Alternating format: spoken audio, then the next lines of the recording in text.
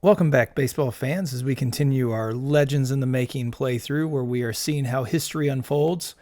We are interacting with it as the leader of the St. Louis Cardinals, seeing how we can do. But overall, we're seeing how things change as we have Negro League players mixed in with Major League Baseball players. Starting from 1921, we are about to enter the season 1932.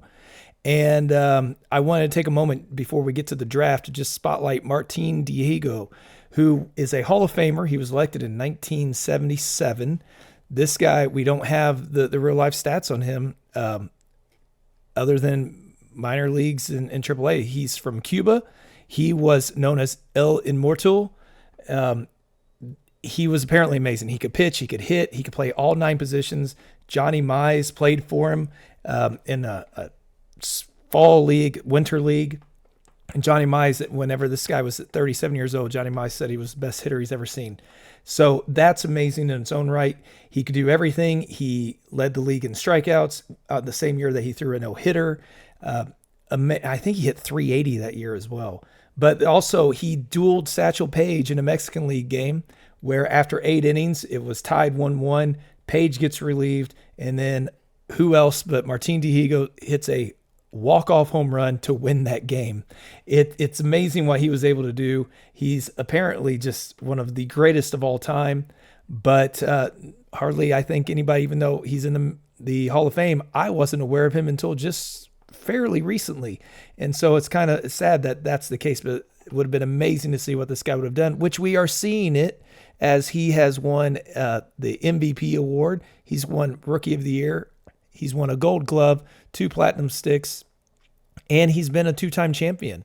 He's sitting here with 53 wins, 340 strikeouts, a lot of walks, but 340 strikeouts, 323 walks. His ERA is getting better. He had one year where he had a .92 ERA. So I dread to see what's going to happen in that season. But now he's also hit for 34 home runs, 27 home runs. So he's got 92 home runs, 400 RBI. He's got 658 hits. He's hitting 320. He's leading in WAR. It's amazing what this guy's able to do. So with that being said, we're coming to the draft. Joe DiMaggio is the name that's on everybody's lips this time. Schoolboy Rowe is one I'm also familiar with. Hank Lieber. We are getting thin here. The problem is we're winning enough to not be horrible, but whenever you just have to win the division to make the World Series and that's it, we're not doing well enough. So we're just there. We're not able to get anybody else in, but we have Luis Tiant and Lefty Grove still. Andy Cooper looks like he still could be good when he comes back from the Achilles tendon. George Ewell could be serviceable. Ted Trent, again, we don't know much about him, so he's had a rough season last season, so we'll see how he does next year. Smokey Joe Williams at 45 is still there somehow. And then on offense, we have Clarence Palm, 24. We think he's going to be a stud. Oscar Charleston at 35 is still around. Lou Gehrig is in his prime. Newt Allen is starting to slip, it looks like. Jimmy Dykes is again 35. Dave Mallicher, if he could stay healthy, he's 37, but when he's healthy, he's still just amazing with how he's doing. I mean, he's racked up 1,000 hits over this. He's been a solid player. He's had 2 Gold Gloves. Joe Cronin is entering his prime as well, so we do have a solid first and shortstop. Cool Papa Bell at 28, able to get around those bases. Then we don't really know what we have. Wilson Rivas at 26 could emerge. Vats Jenkins at 33. Again, he's bouncing back and forth. Pepper Martin, Ray Blades, 35, 27. They're all over the place. Rap Dixon, we traded for. We're hoping he has a bounce-back season. We do have Lou Finney, who is up and coming. He's probably a year or 2 away, is my guess. So we have a lot of work to do. We can take pretty much anyone here.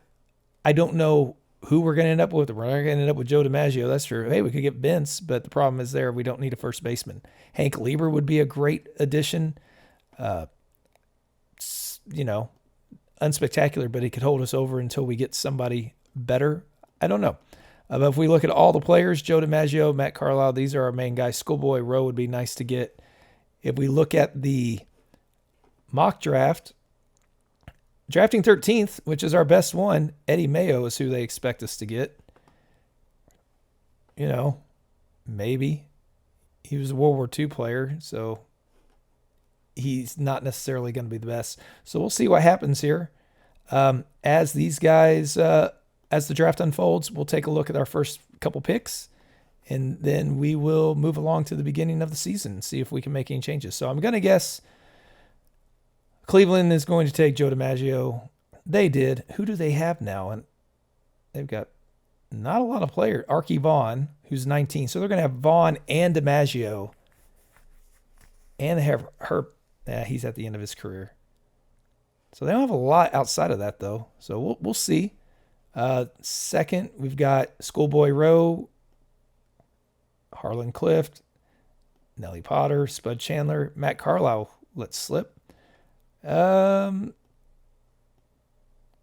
Smith, Sam Bankhead, Ray Ironman Mueller. Okay, so we could get Vince DiMaggio.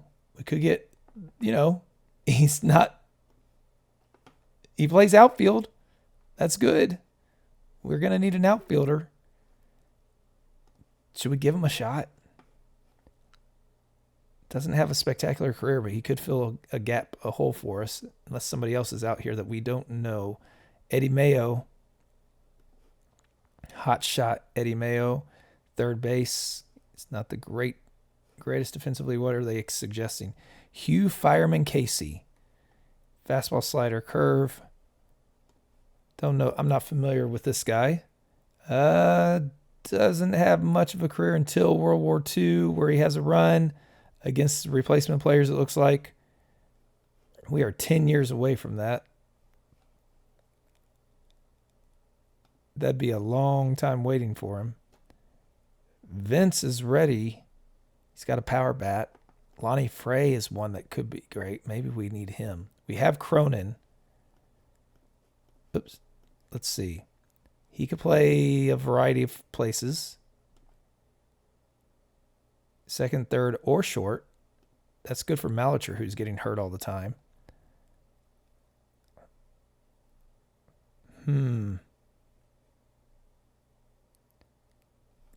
We're going to go with Lonnie Frey. Vince DiMaggio is gone. Spoons Carter is our next one. So we'll finish up the draft and then move along to the next season to see how things shake out in this Legends of the Making playthrough, where we see how people stack up with their real-life counterparts. Opening day 1932, we start off against our rival Bullet Rogan and the Pittsburgh Pirates, Lefty Grove leading the way. We do need to check in on the award winners from last year. So starting with the Gold Glove Award winners, I see lots of new names here. Dixie Walker, no, it's his first one. So lots of new names coming around there. In the National League, again, lots of new names. Mel Ott, though, picking up his fourth.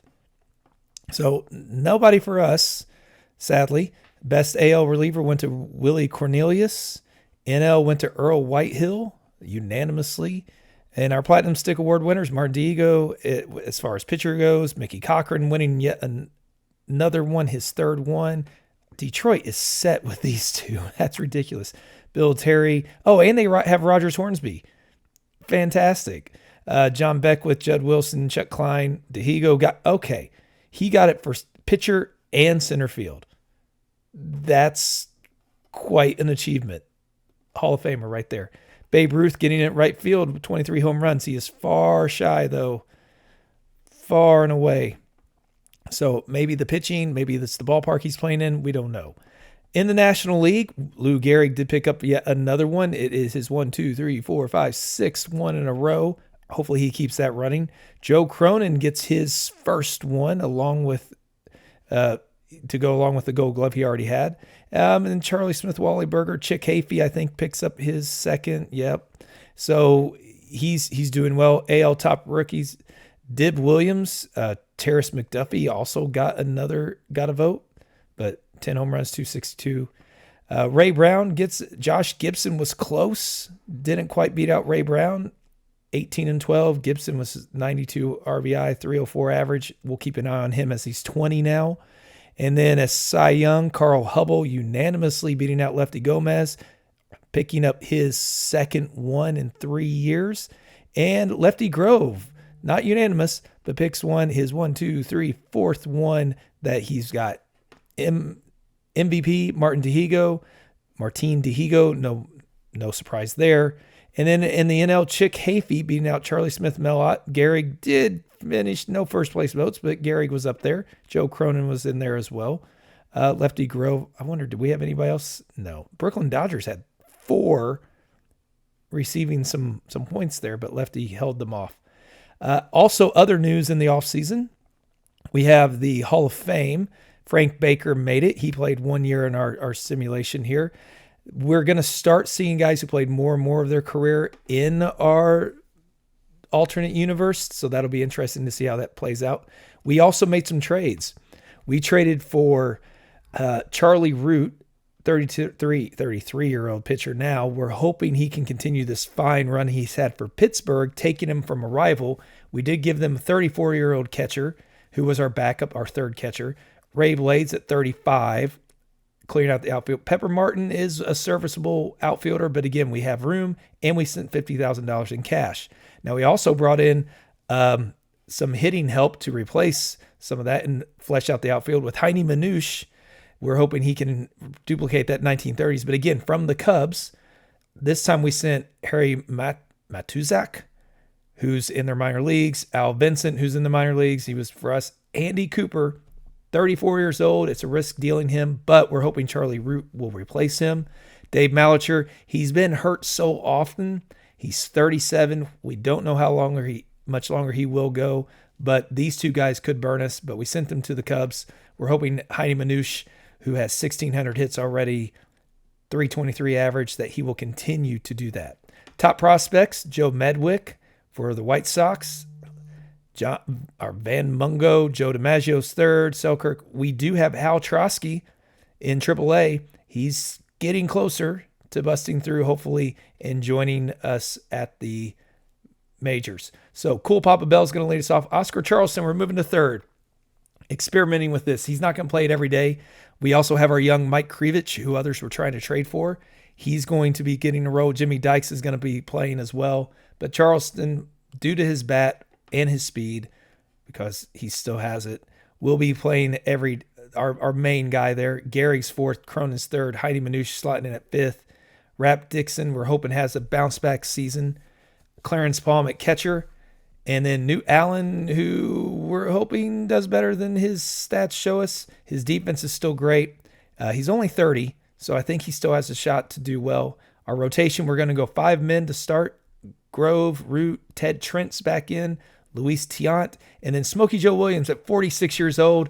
We're doing it because I think it'll be fun to see how he can do. We can always remove him as B. So we're going to jump to July to see how the season unfolds.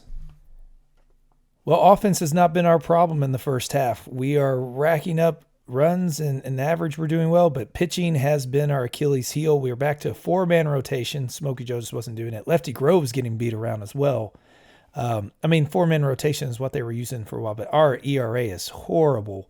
We can't figure out anything to go. George Ewell's doing well at the back end. We want to keep him there. As far as offensively goes, we're having a solid year. Not really running the bases a lot. Cole Papa Bell only has 10 stolen bases. Gehrig's got 12 home runs, 71 RBI, 331 average. He's doing great. Heine Manouche, the guy we brought over, 376, 8 home runs. He's doing great for us as well. Clarence Palm's having a solid season. Oscar Charleston still doing his thing. Joe Cronin is doing fine.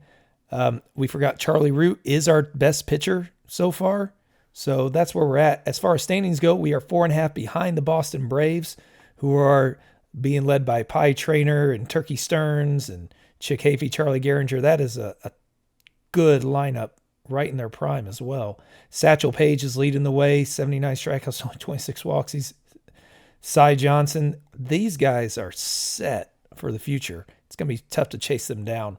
And Detroit, of course, is running away with it over here because Martin Dihigo is 2.73 ERA.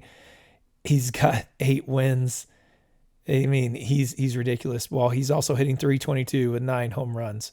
And I don't see Rogers Hornsby for them. That's interesting.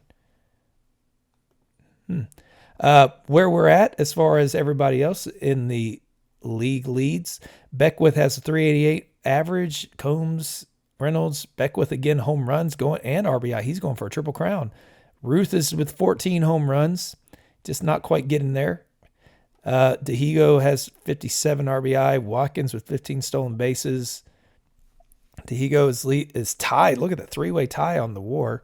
Beckwith outdoing Ruth with on base plus slugging, OPS, and then Al Simmons had a 25-game hit streak. He's having a good career still. Hubble 1.16 ERA, far cry from our pitching staff. 14 wins. Lefty Gomez is leading in strikeouts. Dazzy Vance still doing his thing. Wow. What is he up to? 200 wins.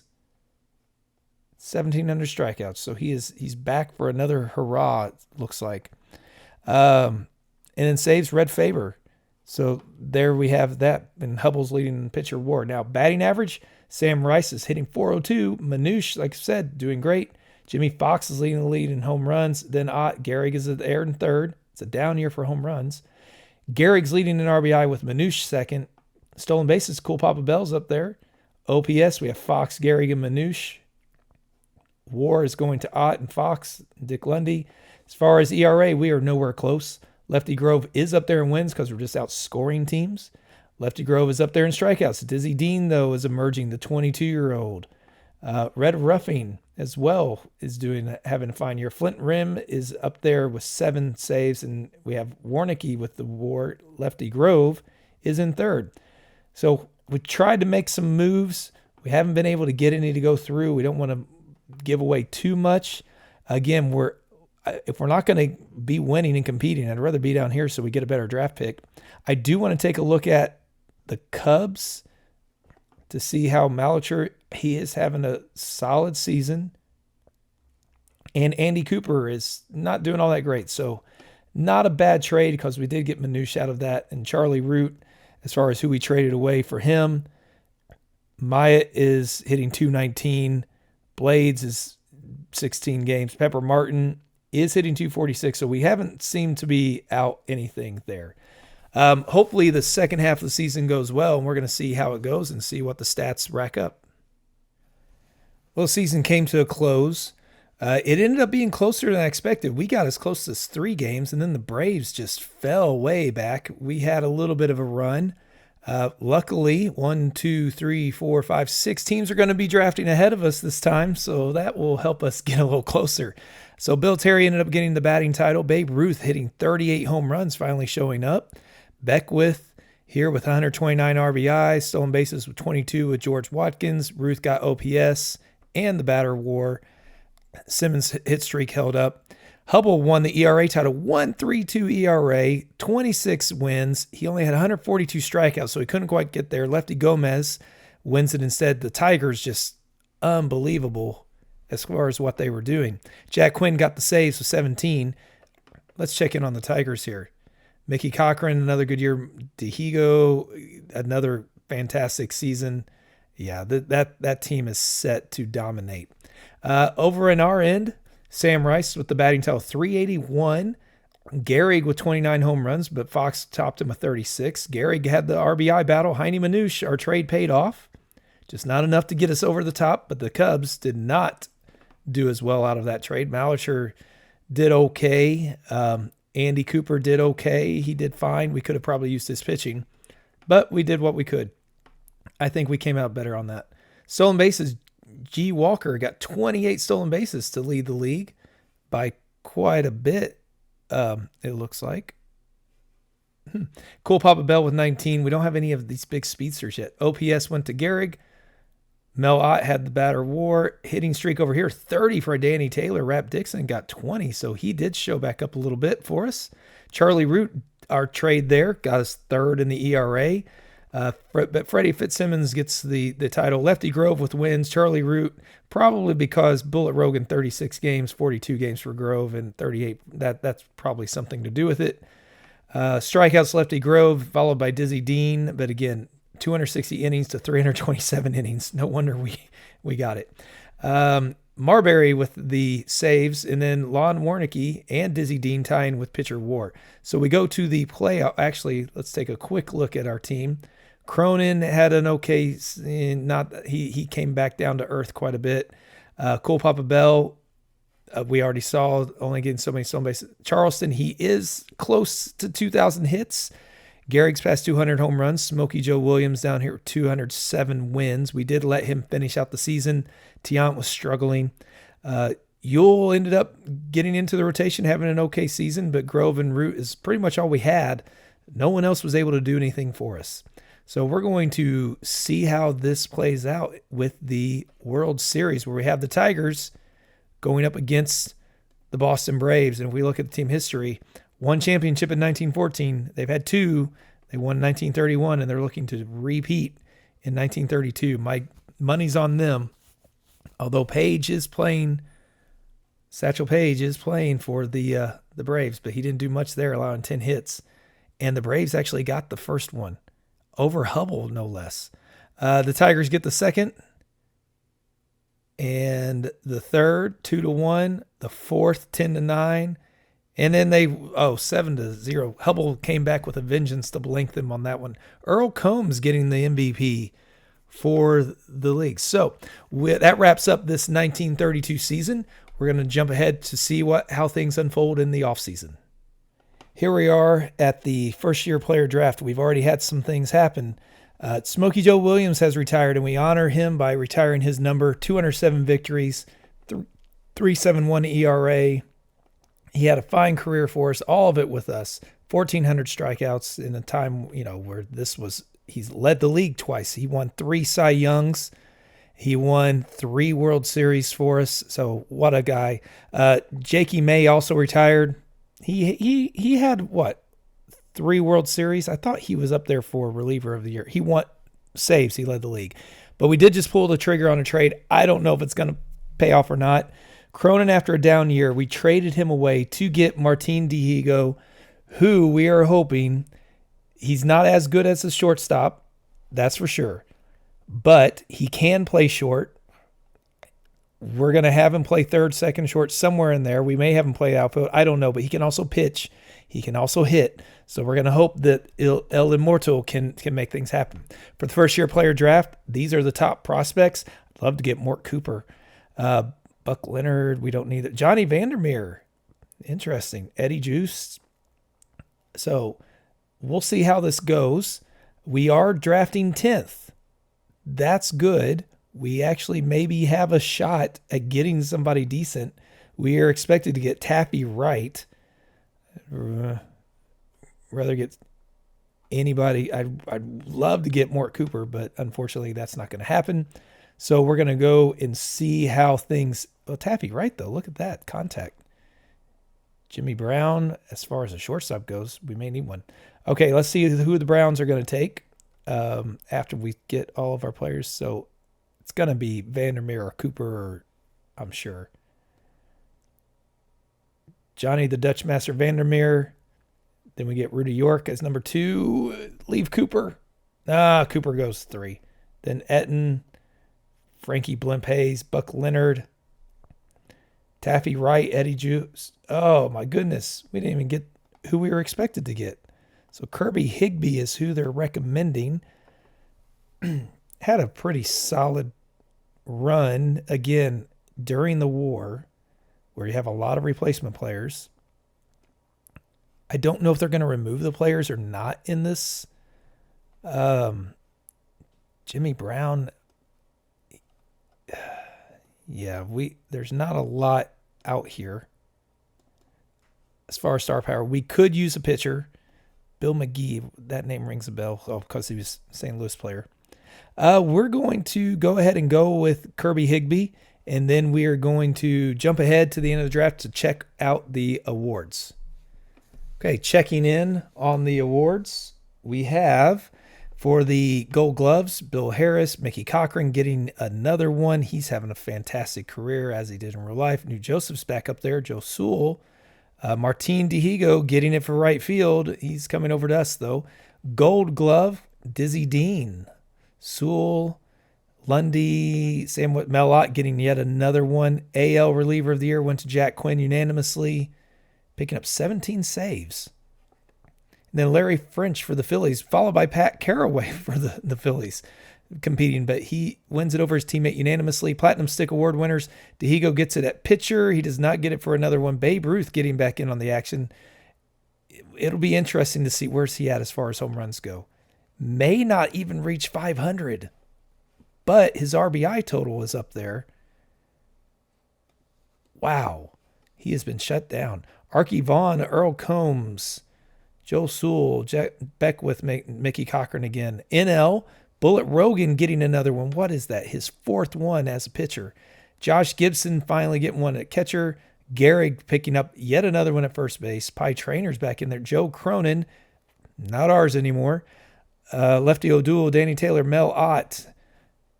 And then we have AL Best Rookie Bill Swift, unanimous with 12 and 13, 2.92 ERA. Wow.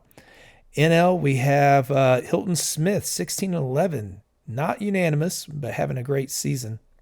Cy Young goes to Carl Hubble. No surprise there with the way he dominated with his 1.32 ERA.